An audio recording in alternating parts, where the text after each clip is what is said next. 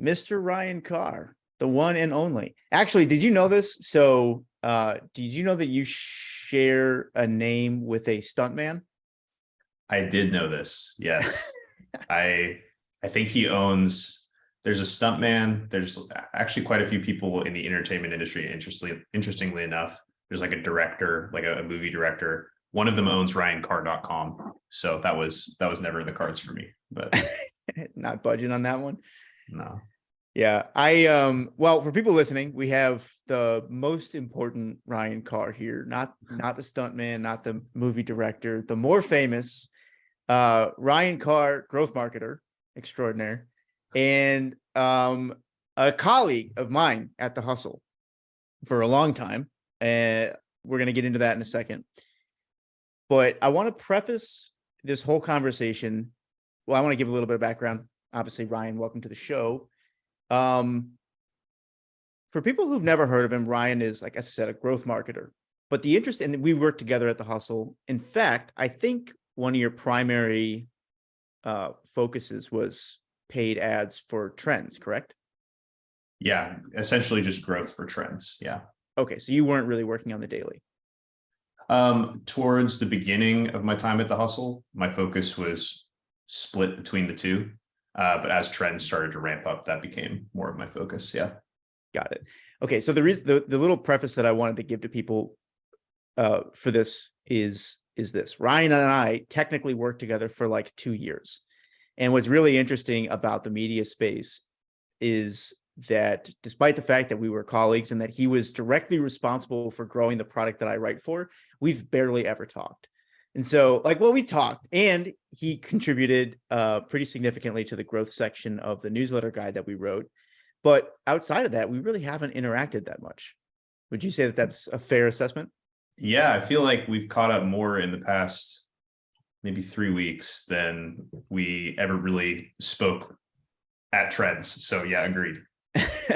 And so I wanted to kind of record this podcast episode as like a sneaky way of sort of interviewing somebody that I should know much better than I actually do. So we figured we would turn it into an actual podcast episode. But what I want to do is I want to start by going into your background at Trends in the Hustle, talking a little bit about paid growth and how you approach that, specifically for newsletters and media, but now you're also focused on like the fintech world and you're building your own agency. So what I would love to do is start on the media side, and then maybe we'll make the transition to agency and just talk through sort of how you're building that company as well. And then I think my goal for people listening to this would just be to absorb some of the way that you think about growth marketing and maybe some of the things that you're seeing out there right now in the wild. So with that in mind, it's a long prelude, but welcome in, man. It's great to see you again. And can you start by just kind of giving me the lowdown on how did you even end up at The Hustle in the first place? Yeah. So I was agency, just a digital marketing agency. I'd been there for about a year and a half. I had a couple of marketing jobs prior to that, but as a lot of agency folks will tell you, when you're working kind of in the lower levels of an agency, you're not exposed to a lot of the big picture of growth. You're basically kind of doing a lot of not grunt work, but you're doing reporting for one company. You're maybe setting up an ad here and there for another company. So my hope was to leave the agency life and kind of really be implanted into like an actual company's growth structure, and I guess just get more of a top to bottom view of what growth marketing looks like. So I started exploring, kind of had an eye on a lot of startups. But yeah, was interviewed at The Hustle with Scott Nixon and with Sam. And was immediately taken by just the culture there. I love The Hustle, the product, and would come to love trends as that grew as well. So yeah, I was just totally taken. It was mostly the culture, I would say, just like, especially as Sam presents it, as I'm sure you're familiar with, but yeah, and the rest is history. What do you remember what it was that first kind of struck you about the culture there? I mean, for people listening who may not be as familiar, like kind of the symbol of the hustle, I would say, is the pirate ship. That was an image that certainly carried the team for a long time. But what was it? What was it for you where you were first like, oh, this is where I want to be? I would say probably, I mean, I had an interview with Scott Nixon first. And Scott is obviously like the best person. But speaking with Sam, how he sold the vision for the hustle, it's super informal, as you can imagine. He basically came in, sat down, like drew on a whiteboard, like, here's where I want to be like 10 years with the hustle. Like, this is what I think we can accomplish. Was so like just driven and straightforward about it. It's funny, I actually had another offer on the table at the time at like kind of like a large, like I guess more traditional tech company. And I was supposed to give an answer that day for that offer. And after the interview with Sam, Scott Nixon was like, oh, well, Scott Nixon at the time he's the head of growth at the Hustler. But he was like, oh, we'll give you a call in a couple of days. And I was thinking, I don't have a couple of days. Like I need I need to make a decision today. So about an hour after I got out of that interview, I called Scott and I said, hey, you guys just seem like my people. This just seems like the right place for me. And I think I'm willing to make a commitment to you guys. If you can make a commitment to me, I have to give this other company an answer today. I want to tell them no. And I want to just like basically commit to you. And he said, let me talk to Sam, and then called me back about 5 minutes later and gave me an offer. So That's yeah. awesome. And then, okay, so this means a couple of things. You were on site in the early days, right? So what's interesting about that is we eventually shifted to like a totally remote company, and this is before I was there, the Hustle had like this really sort of special in-person culture too. Any fun memories from those days? What was that like? Because I hear stories about the office. Like I hear stories about everybody going to Costco or something like that and just spending money on the weirdest stuff you can find. But like, what was that experience like to just be there early on? It was awesome. It was there was only in the San Francisco office, there was only about 8 of us any given day, like the max. I joined a little bit after, I think, the kind of the period of time that you're talking about.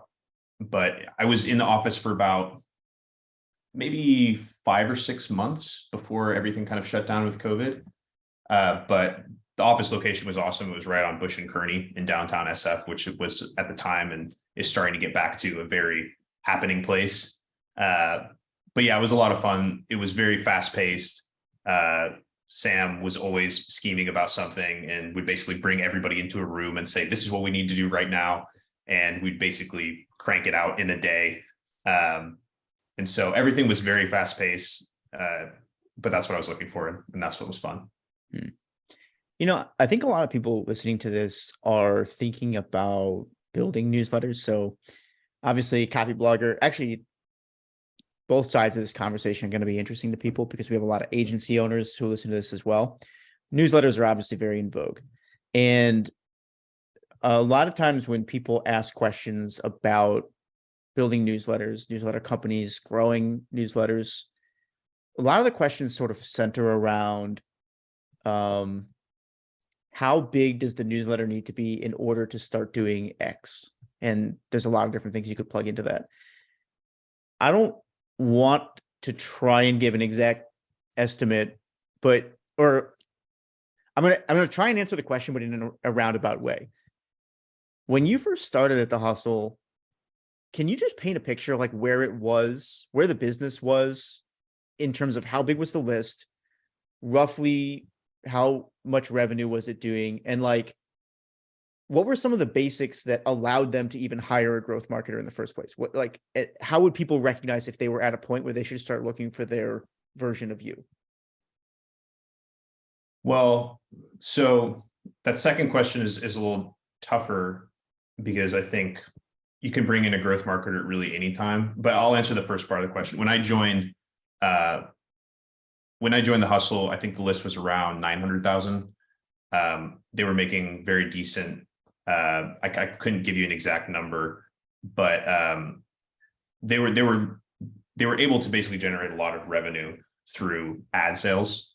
Sam and the Hustle team had made a name for the newsletter. It was pretty much competing against Morning Brew as the premier business tech newsletter. Readership is obviously highly desirable demographic. So I think the point that they were at, and the only growth marketer that they had on the team at the time was Scott Nixon, who's the head of growth. So they were looking to branch out into some new channels. When I originally came on, I was kind of tasked with, okay, let's branch out into Google ads, because Facebook ads was basically the only paid channel that they had at the time. So branch out to Google ads, let's test things like Snapchat, see if that has any value. Let's test Quora, which ended up doing actually pretty well. And also let's build out growth for trends. So, if you're in a spot where you don't have any, to answer the second part of your question, if you're in a spot where you're not doing any growth, a good spot to start would just be with, maybe one paid channel. But then, as things start to add up, if you're launching new products, if you're trying to monetize those folks and convert free subscribers to premium, it's probably a good idea to start looking for help, at least on a contracting basis. Yeah. Any advice in terms of what people should be prepared to spend to bring in a professional growth marketer, and what the budget should be, just in order to be comfortable experimenting with paid spend, growing a newsletter out of the gate? Honestly, you can start to test paid channels at as low as $100 a day if you wanted to, and just start to set benchmarks and scale as you go.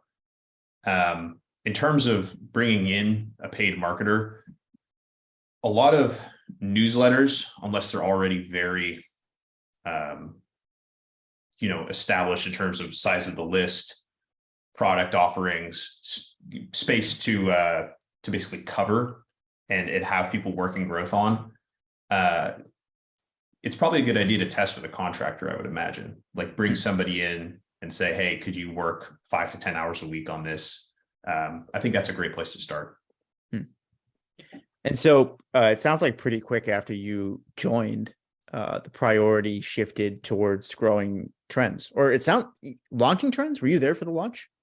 I was there directly after the launch. So I think it had only been live for a couple of months. Wow. So what was that product like? And this is another thing that's very interesting to people. So for people maybe who actually aren't as familiar, the Hustle Daily free newsletter, right?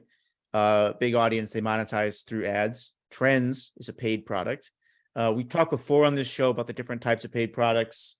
It was actually, I'm curious to get your take on this. From the people that I've talked to, the opinion that I've heard a lot is that it was sort of like in between a front and a back end product price wise, but really it was like a front end, $300-ish subscription. And so the idea is that you were trying to pull people over from the daily to this paid newsletter. At the point that you came into Trends, like, what was that landscape like, and what were some of the first things that you were thinking about in terms of trying to grow a paid newsletter there? Yeah. So at the time, the only subscribers that had joined Trends were Hustle readers that were exposed to it through the newsletter. So one of the first things I was tasked with was, let's start to build out some growth channels for Trends outside of that. In order to do that, the step kind of before that step was, let's make sure we have an adequate way to track and report on Trends growth as well, which they didn't have at the time. So building reporting was kind of step one. Luckily, I was coming from the agency world, where the first thing my manager told me was, let's teach you how to use Excel without using a mouse, just all keyboard shortcuts. So I was a little bit of an Excel nerd at the time. And so came in, built out reporting, and then essentially started building out growth channels. So why don't we test Facebook ads for Trends? Why don't we test, interestingly enough, a channel that ended up working pretty well for us was Quora. We did a lot of tests using their promoted ad asset, I should say. and we're able to generate really cheap leads through that channel. So we were just looking for ways to grow trends outside of the newsletter, start to build email marketing out as well. So when I joined, there wasn't a whole lot, and I was basically tasked with, let's build out as much as we can. Can we dig in a little bit on Quora? That's interesting. And it's something that I don't hear often in terms of like recommendations, or, well, I don't know if you'd recommend it still, but just, can you talk me through a little bit more of the detail in terms of how you guys approach that? Like you said, you were able to get really affordable leads or really affordable subscribers. Can you share some numbers there? And like, what was the secret to doing that? Yeah. So I had never tested Quora before.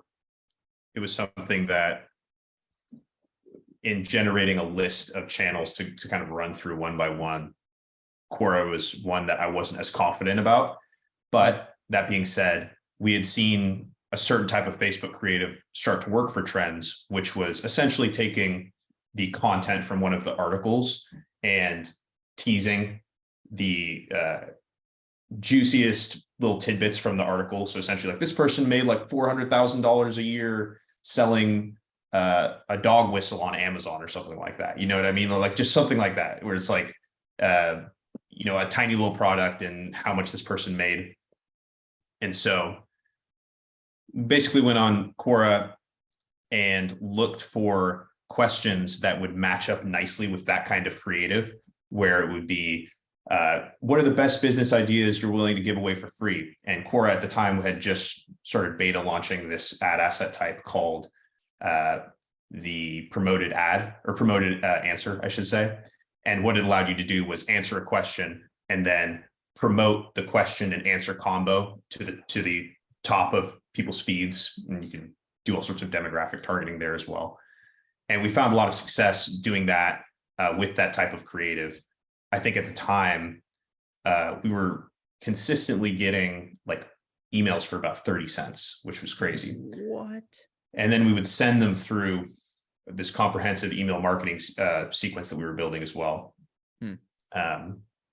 And so, yeah, we were able to essentially buy those top of funnel leads for pretty cheap, for very cheap, 30 cents at one point, and just start to kind of filter them through the rest of our funnel. Can you tell me a little bit more about the funnel too? Like, this is something that I don't think a lot of people spend a lot of time thinking about. Everything that happens after you capture the email address in order to try and convert somebody. Obviously, as a growth marketer, you think about that almost exclusively, but like, for people who are a little newer to like structured growth, what did that funnel look like?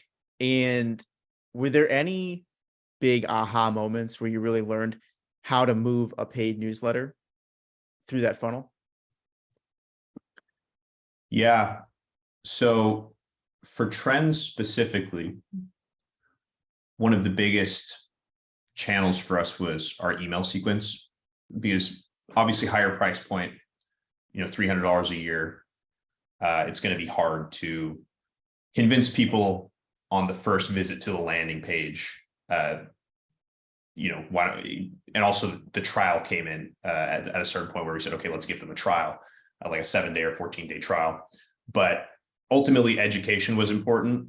And so in terms of an aha moment, really realizing that, go figure, these folks that are subscribing to a free email newsletter are pretty open to email marketing. So we started sending a lot of emails for trends in that same format, really, where it's, the really juicy tidbits from each article.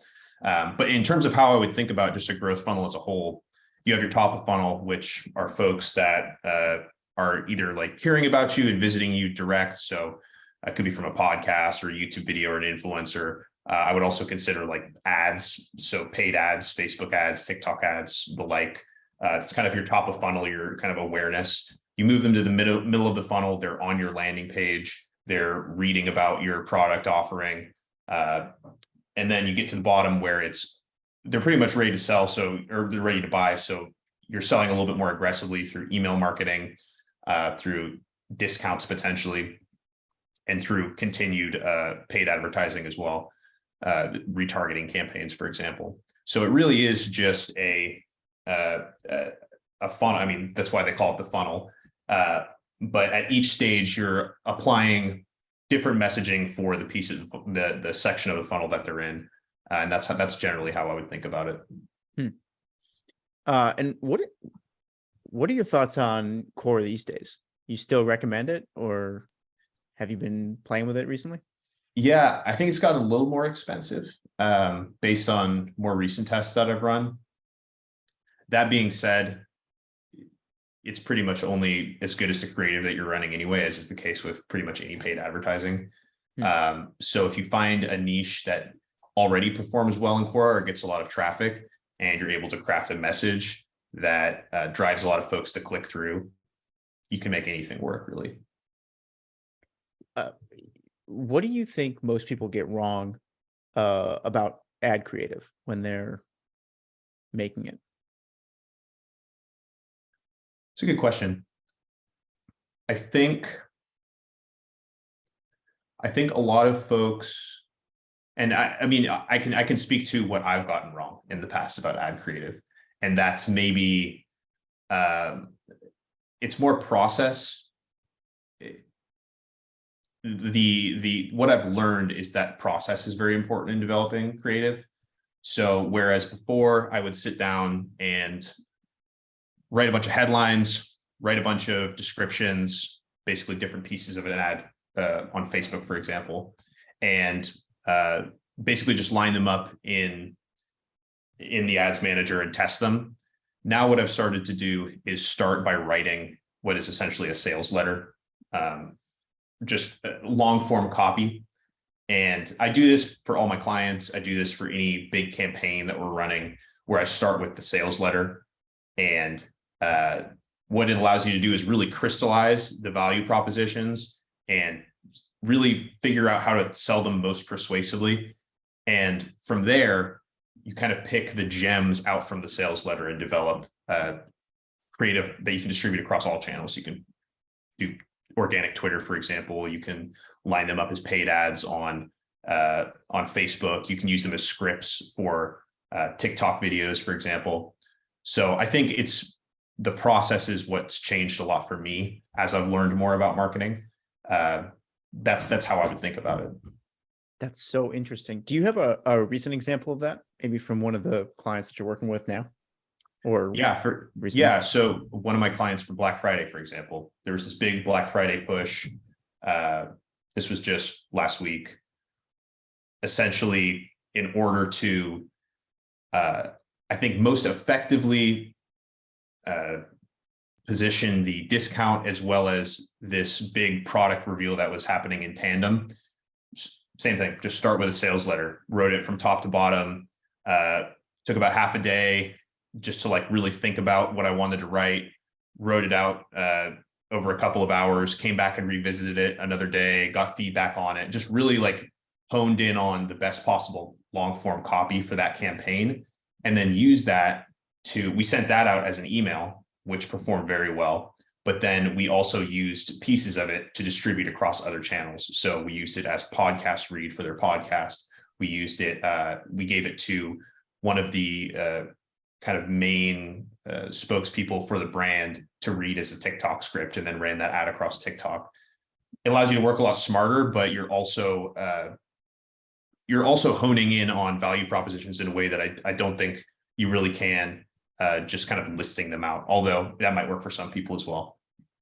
Yeah, it's so interesting as I hear you say that, because I think to myself about how often it happens that I'll sit down to write something, and then somewhere in that process, I will end up writing an idea or a thought or something that I didn't even know that I had until I sat down. So there's to your point on value props, I would imagine that by doing this in this way, you come across either ways of saying things or even maybe potentially benefits of the product that you didn't even think you had until you sat down to go through that.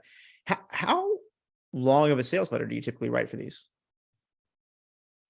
Depends on I would say, I can't really give you a character limit or anything like that.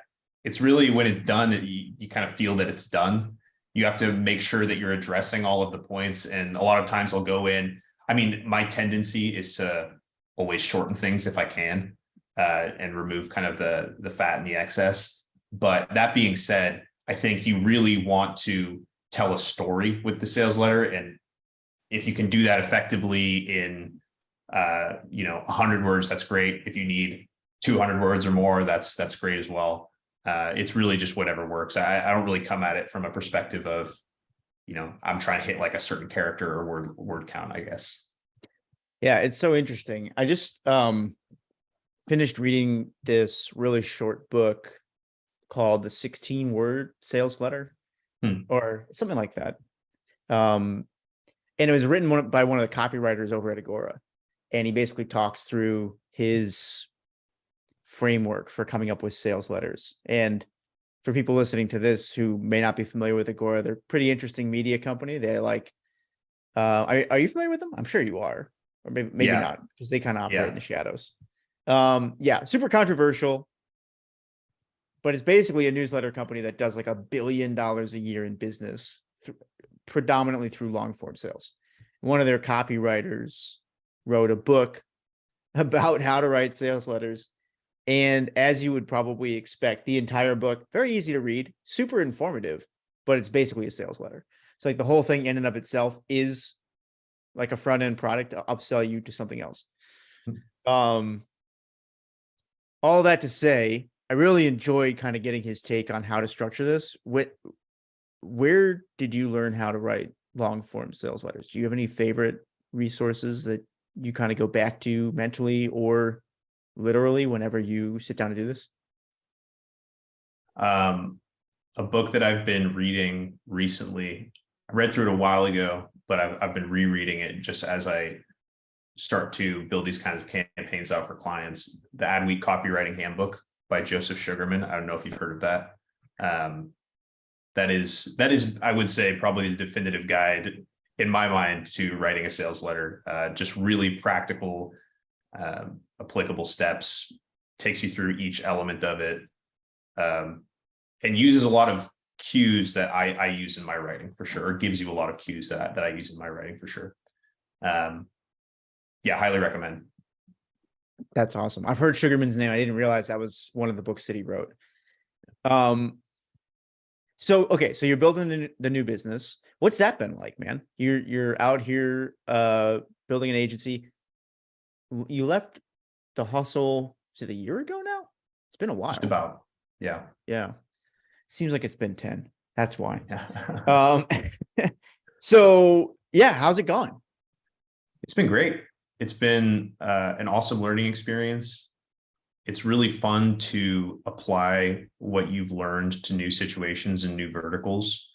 And in that process, you just continue to learn more. I can't really tell you how fun it's been. It's been a really good time, and you feel like you're consistently on the growth edge, which is what's nice. Yeah. Well, I mentioned earlier that a lot of people who listen to this are either they own agencies or they're building agencies. And so or they're thinking about building agencies. And so I've got a question for you. I've got two questions actually. First year in, big learning experience there. Although you actually had the benefit of doing this for a long time in different environments before you started your own thing. So you may have been ahead of the curve. But now that you're a year in, if you had to go back 6 months, what's one thing you wish you would have started doing earlier? And is there anything that you would have stopped earlier in terms of growing your business? Everything, this is going to sound like a cop-out answer, but I think everything has been a learning experience, even the more challenging pieces of it. I think if there's one thing that I'm learning now as business starts to pick up, it's the power of delegation and hiring and outsourcing pieces of it while still maintaining firmly a firm grip on setting strategy. So that's the phase that I'm in now, where I'm seeing, okay, it's time to start bringing folks into this and building a team. Maybe I would have done that a little bit sooner, but I think as I mentioned, for the most part, it's all been a very eye-opening and consistently, it's been a learning experience, which is fantastic. How did you realize you were at that point, like where you had to start bringing people in? Because I know people who will struggle away for years without ever trying to do that. What was the moment for you? I would say I recently brought on a client where it's basically the bandwidth has reached its full limit now, and now it's time. I understand it's no longer about can I take this on? Can I take another one on? It's essentially it's time to start expanding, and I'm already in the process, and I've got some great candidates, so excited to keep growing at the pace that I am. And the new agency now, correct me if I'm wrong, my impression is that you're focusing more on like fintech stuff now, right, rather than media. Is that true? No, it's really it's actually I have fintech media clients, but it's really just media as a whole. I think, newsletters, folks trying to grow their following, essentially applying lessons learned at the hustle, applying lessons I'm learning with this new clientele, and helping folks grow their lists, monetize their lists, really across every step of the funnel. So yeah, I haven't really limited it all too much by vertical quite yet. Interesting. You mentioned people trying to build their personal following. And I think one of the interesting things that you've seen, like there's a difference between the way a lot of people approach building a personal brand and the way a media company will approach building an audience. Where's the crossover in your experience? Like what should more people be taking from the media world and applying to their personal brands? If you had to pick maybe one thing. I would say the power of distribution across different channels, working smarter, essentially. So taking one piece of content and making sure that you're using that content to its fullest extent. For example, a podcast like this or a recording like this, someone could record a video, send it to an editor to chop up into TikTok assets that they can use either as ads or as organic TikToks. Use clips of those TikTok clips to create Twitter threads. Do the same thing for LinkedIn, for example. So essentially just working smarter with the content that you're creating. And to be honest, like I'm seeing now that a lot of people that are building their personal brand are actually doing that very well. But I would say that that's something that media companies tend to do very well, and they have teams, so they're able to do it very efficiently. But there are also ways to delegate that out using pretty affordable contractors if you have the budget for it. But yeah, I would say that's one thing that I would say. Yeah, that's so hard, man. Because I'm one of these people who like knows that that's the solution, and then but I'll keep doing the thing that you're not supposed to do, which is like focusing on just creating the next new thing. I like a lot of cognitive dissonance there. And I think part of it is just like ignorance, right? I was trained for so long to believe that the amount of stuff that you put out is what's most important. But there's another part of me that's just like, I'm scared to invest the time in cutting those things up and distributing it rather than creating something new. It almost feels like when you're drowning, to stop swimming and just float, like it's very hard to convince somebody to stop flailing. How do you do that with your clients? How do you convince them that it's worthwhile to do that? Well, I think numbers tend to speak for themselves, just whether that be at the awareness level of just here's how many new folks you're reaching, or here's how many new subscribers you're getting.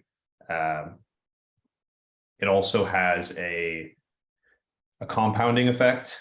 So attribution, I think all marketers know, can be a challenge and a sticking point. But the more organically you're putting yourself out there, you find that metrics that are a little bit more measurable on something like Facebook start to magically come down a little bit. Your CPA starts to creep down as you're putting yourself out there more, as you're distributing yourself on these organic channels that don't necessarily have the directly attributable ROI. So I would say that's how I would present it. That being said, I think your point about it being difficult, I don't think that's just you. I think it is a lot of work. And I think it's also about building systems. So having a lot of folks don't have the luxury of having somebody that they can send out, for example, the example that I gave, where you send that clip to an editor. That might not be a reasonable proposition if you don't have the budget for it. But just building the system so it's okay, I create the video, and making it as streamlined as possible. Having like a step-by-step that you create for each content, in the same way that with the sales letter, where you start with the sales letter, maybe some brand starts with a clip, and you use that kind of foundational piece of content to create these ancillary assets that you can distribute across all these channels. Yeah, like an engine almost. You can just keep dropping things into it, and everything goes off to where it's supposed to go. Exactly. That's super smart, man. All right. Well, I don't want to take up too much more of your time. I have maybe one or two more questions if you have a second. Sure. Yeah. You got to go. Okay. The last technical question I have for you is, what are you excited about right now? I mean, you're out there experimenting with stuff. You're in the trenches. Where do you think the hidden opportunity is people should be paying more attention to in the growth side of things? Can't say TikTok. Short form video. No. Short form video on foreign platforms, Chinese platforms in particular. Yeah. No. Yeah. What do you think it is? Man, I wish I had a great answer for that. I think that it's very easy to get bogged down within data. And this is something that I'm very guilty of as well. And, data and attribution are definitely always important. Rand Fishkin, who's a marketer that I follow, he put out this blog post a while ago that I thought was just like so insightful, that was talking about the power of doing things that don't necessarily generate a direct return, or you can't track the return or measure it necessarily. Just putting content out there for the sake of building your brand, and I think that's where a lot of opportunity is, because a lot of folks are sticking with these channels where everything is so directly measurable. So really just doubling down on the content and the creative, and putting as much effort as you can into getting those right. That I think is where kind of the biggest opportunity is, because a lot of folks are sticking to the channels where everything's directly measurable. I think that's interesting. I've experienced that from a slightly different angle, which is that there are things that I'll put out sometimes, not because they're strategic or because I think they're going to be popular, but just because I had a feeling like there's some itch that I wanted to scratch content wise. And lo and behold, sometimes they're way more popular than I thought. Other times people will just approach me and talk about this thing that I made that I had really no expectations of anybody ever seeing. And so they're impactful to me in that way. Maybe not popular, but like, oh, this made a mark and it was worth the time. And so I like that answer. And it's something that's been kind of occurring to me too, is like, rather than just being so strategic about everything that you're creating, give yourself permission to make the things that you also want to make, and maybe don't have a really clear picture of how that's going to play into the strategy yet, because I think it'll eventually find an audience. And what's really interesting, I hadn't thought about this until just this conversation now.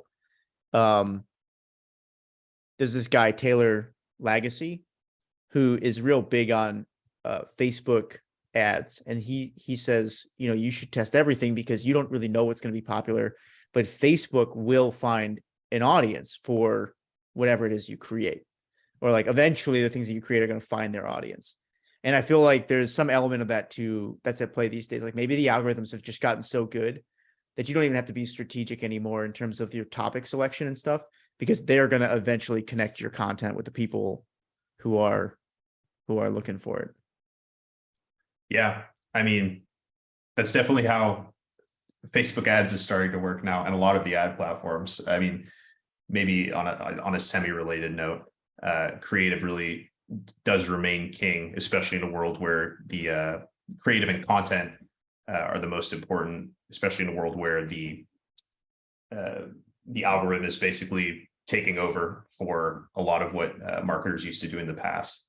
So it is an opportunity to just double down on the quality of the content and the creative. All right, last question. Where should people find you? I mean, where should they find you, and how can they find you so that they don't go and contact the stunt man, Ryan Carr? Yeah, absolutely. So as we kind of mentioned earlier on, I do consulting work specifically for newsletters and media companies trying to build their lists and monetize those lists more effectively. So yeah, blakelydigital.com. That's BLAKELEY digital.com. You can just email me at Ryan@blakelydigital. But yeah, pleasure talking to you, Ethan. Thanks for having me on, man. Yeah, it was great. Yeah, great to finally hear the origin story. And I always enjoy talking tactical stuff with you. I've learned more about paid search engine advertising through you than through anybody else that I've talked to so far. So thank you for coming on, sharing some of what you know. And for people listening, go check them out. It's Blakely Digital. And then what are you on Twitter? It's like Ryan _boat. Yeah. I gotta change that. I'll figure it out. All right. Thanks for coming on, man. All right. Thanks, Ethan.